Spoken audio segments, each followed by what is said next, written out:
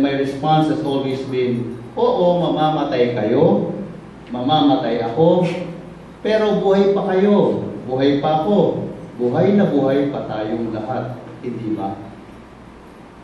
Kayo po, tatanungin ko kayo, mamamatay pa po kayo?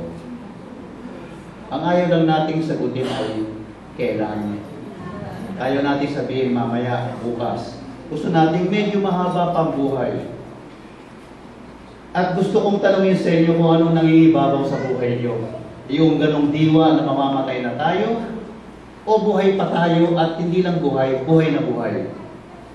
No. And I look at Susan.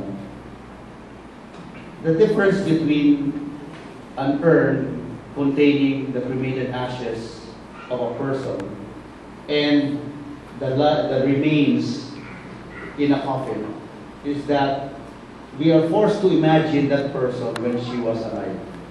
You don't see the person dead. You just see that little box.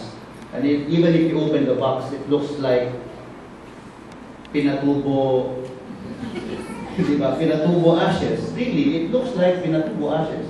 Kaya talagang pag na-cremate tayo, we become like pinatubo ashes. And so really, now,